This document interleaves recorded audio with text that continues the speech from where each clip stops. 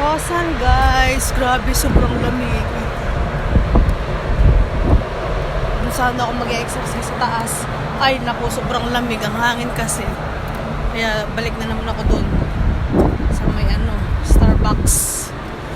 Oh, lamig, mahangin kasi kaya malamig. Mahangin.